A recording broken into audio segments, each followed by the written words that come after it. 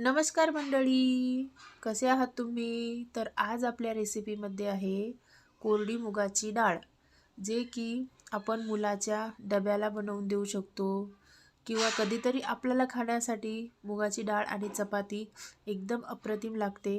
तुम्ही सुद्धा नक्की ट्राय करा, खूप छान बनते आणि एकदम साधी आणि सोपी पद्धत आहे बनवायची. याला काही जास्त वेळ लागत नाही. तर चला आपण रेसिपी सुरू करूया.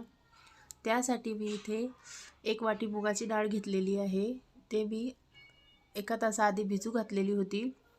त्यासाठी लागणारं साहित्य आहे, एक मीडियम आकाराचा टोमॅटो, कांदा, 4-5 लसूण पाकळ्या त्या ज्या मी कट करून घेतलेल्या आहे, एक हिरवी मिरची. मी इथे हिरव्या पातीचा कांदा यूज केलेला आहे. तुम्ही रेग्युलर आपला घरातला यूज करू शकता. तर चला रेसिपी सुरू करूया. कढई घेतली, कढईमध्ये तेल घातलं, त्यामध्ये तेजपत्ता घातला, आपला लसूण घातला, थोडासा फ्राय केल्यावर त्यामध्ये मिरची घातली आणि आपला कट केलेला कांदा घालून घ्यायचा आहे.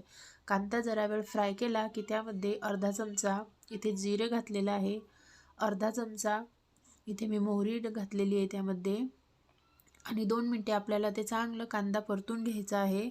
नंतर त्यामध्ये आपल्याला आपला कट करून घेतलेला जो टोमॅटो आहे तो घालून घ्यायचा आहे आणि टोमॅटोसुद्धा चांगला मऊसूत होईपर्यंत शिजवून घ्यायचा आहे.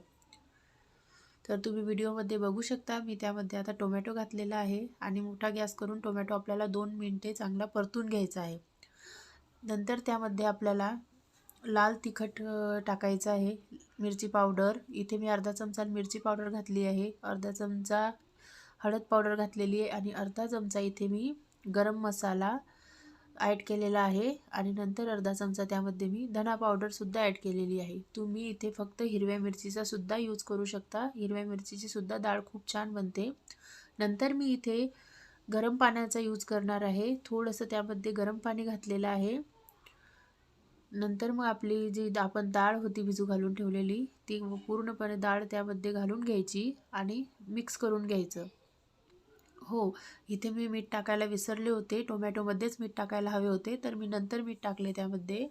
काही हरकत नाही. नंतर उरलेलं गरम पाणी मी त्यामध्ये टाकून दिलं आणि आपली डाळ बघा किती छान झाली आहे. जास्त पाणी टाकायची गरज नाही आहे. थोड्या पाण्यामध्ये शिजते आणि झाकण ठेवून हिला 10 मिनिटे व्यवस्थित शिजू द्यायची आणि इकडे बघू शकता तुम्ही आपली डाळ किती छान आहे. नंतर मग कोथिंबीर टाकायची आणि आपली कोरडी मुगाची डाळ रेडी आहे. धन्यवाद.